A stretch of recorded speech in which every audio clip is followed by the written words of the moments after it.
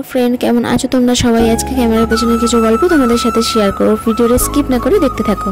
দেখো কটা বাজে, এত রাত্রিবেলা আমি এখন রেডি হতে বসছি একটা ভিডিও শ্যুট করব বলে। ফার্স্টে আমি হেয়ার স্টাইলটা করে নেব। তোমাদের অনেকের মনেই প্রশ্ন জাগছে না যে খেয়ে দিয়ে কাজ নিয়ে এত রাত্রিবেলা ভিডিও বানাতে বসেছে, কি করব বলো? আমি নিরুপায়।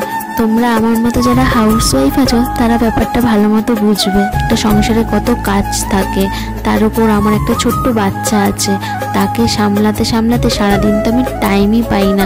তারপরেও একটু চেষ্টা করি নিজের জন্য সময় বের করে নেওয়া। আমার ইউটিউবের সকল বন্ধুদের কাছে অসংখ্য ধন্যবাদ। আজকে তোমরা পাশে না থাকলে আমি এতদূর এগিয়ে আসতেই পারতাম না। তোমাদের সাথে কথা বলতে বলতে দেখো আমার হেয়ার স্টাইল কমপ্লিট হয়ে গেছে। এই যা, কারেন্টটা চলে গেল, ততক্ষণের পরিশ্রম পুরো বৃথা হয়ে গেল। পরের দিন দুপুরবেলা তাড়াতাড়ি করে সব কাজ গুছিয়ে নিয়ে পুচকুটাকে ঘুম পাড়িয়ে দিয়ে তারপর আমি ভিডিও বানাতে বসে পড়লাম। আবার আমাকে আগের দিনের মতন সেম হেয়ার স্টাইল মেকআপ করতে হলো।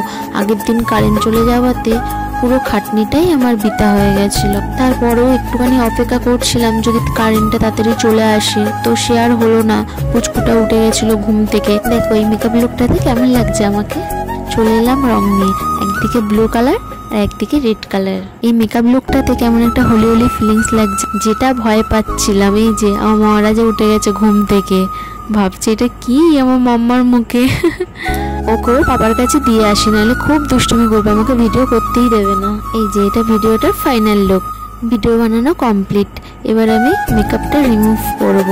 সাজতে কত সময় লাগে বলো? আর দেখো মেকআপ রিমুভ করতে জাস্ট 2 মিনিট।